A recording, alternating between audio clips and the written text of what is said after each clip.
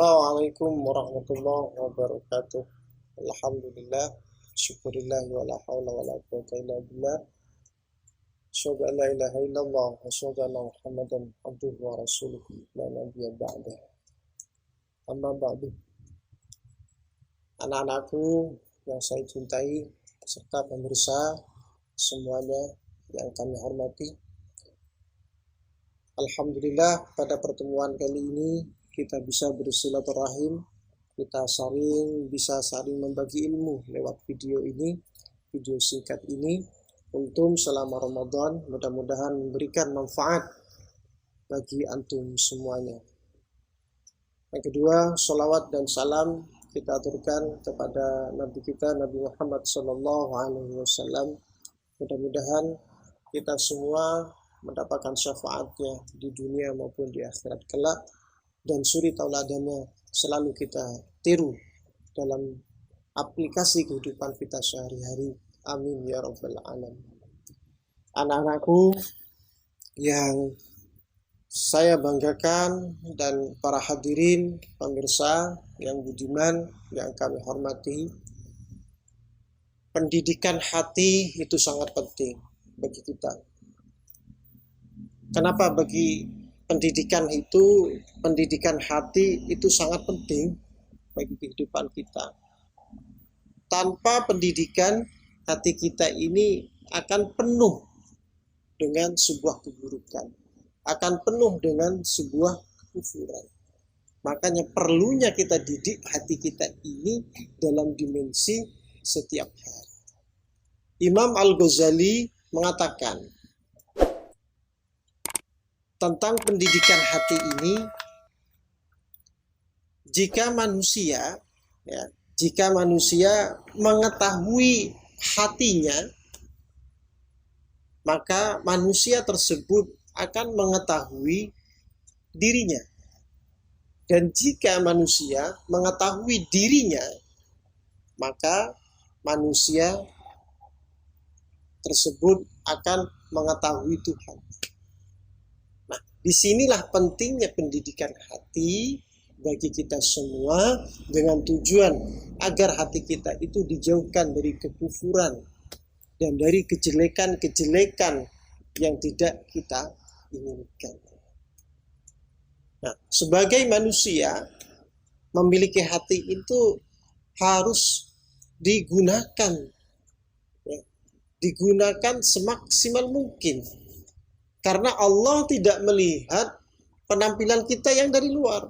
Dari wajah kita yang tampan ataupun cantik, Allah tidak melihat itu. Dan Allah tidak melihat juga harta kita yang banyak, tidak. Sesuai dengan hadis Rasulullah, Innallaha la yanduru ila suwarikum.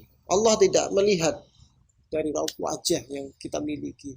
Mu'amwalikum, harta yang kita miliki. Walakin akan tetapi yanduru ila qulubikum. Allah melihat hati kita. Wa a'malikum, dan apa yang kita kerja. Perlunya kita mendidik hati di sini karena Allah tidak melihat dohirnya kita, tapi melihat isi hati kita. Perlunya kita didik.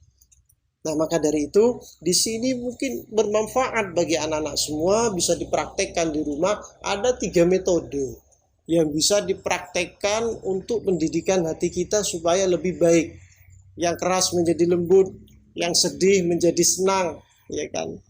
Hati itu kan isinya itu, sedih kalau nggak punya uang, sedih kalau tidak mendapatkan apa yang kita inginkan, bahkan nangis itu ya luar biasa. Kalau kita tidak mendekatkan diri kepada Allah, sangat kacau untuk kita. Segumpal darah. Ya. Hati itu segumpal darah. Apabila segumpal darah ini baik, kata Rasulullah, maka akan baik semuanya. Tapi kalau segumpal darah ini tidak baik, maka tidak akan baik semuanya. Itu sudah pasti. Ada 3 metode pendidikan hati yang bisa diterapkan oleh pemirsa semua, oleh anak-anak di rumah, ya, dan para hadirin hadirat pemirsa yang menyaksikan video ini. Metode pendidikan hati yang pertama yaitu mendidik hati dengan membaca Al-Quran. Tidak hanya membaca, tapi memahami makna isi Al-Quran, bahkan kalau bisa tambah luar biasa, mengaplikasikan apa yang kita baca, apa yang kita pahami tentang isi Al-Quran. Karena ketika hati kita sedih, ketika hati kita keras, butuh kita komunikasi dengan Allah. Tidak perlu isi hati kita itu kita sampaikan kepada orang lain.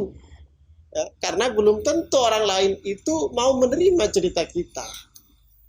Lebih baik kita langsung komunikasi dengan Allah. Dengan apa? Membaca Al-Quran. Langsung komunikasi dengan Allah. Langsung dengan komunikasi dengan Allah lewat membaca Al-Quran.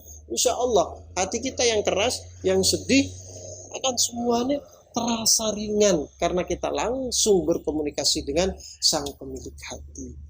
Yang kedua, mendidik hati itu dengan tadabbur alam. Ya, merenung isi alam ini yang Allah ciptakan ini, ya kan. Ketika hati kita sakit, ketika hati kita sedih, ya kan. Nah, jadi semuanya kita perlu merenung tentang isi alam ini supaya kita alam ini kenapa Allah ciptakan? Ya biar kita tahu tentang kebesarannya Allah. Sehingga kita tahu hati ini hanya segumpal, ada yang lebih besar, ya kan? Kekuasaannya Allah, perlunya kita merenung, melihat keindahan alam yang ada di sekitar yang Allah ciptakan. Sehingga dari keindahan tersebut hati kita merasa tenang. Manusia yang cerdas itu yaitu manusia yang melihat dan yang mendengar, ya kan? Melihat isi alam dan mendengar suara alam lalu disampaikan ke dalam hatinya. Ketika sampai ke dalam hatinya, kemudian dia merenung tentang kekuasaan Allah ini sebagai bentuk ilmu untuk isi hatinya tersebut. Yang ketiga, metode ini adalah metode yang paling dasar, yaitu adalah metode dzikrullah, berzikir kepada Allah Subhanahu wa taala. Ala bidzikrillahi tatmainnul qulub. Ya, sesusah apapun kita, sesedih apapun dalam kondisi hati kita, perlu kita dzikrullah sebagai pendidikan mendekatkan diri kepada Allah Subhanahu wa taala. Perbanyak istighfar, perbanyak tasbih dan zikir-zikir yang lain. Insyaallah hati kita akan tentram. Mungkin itu saja yang bisa saya sampaikan, singkat, sedikit, mudah-mudahan bermanfaat kepada anak-anak dan pemirsa semuanya. Apabila ada yang kurang dari penyampaian saya mohon maaf yang tidak ada batasnya. Ihdinas siratal mustaqim. Assalamualaikum warahmatullahi wabarakatuh.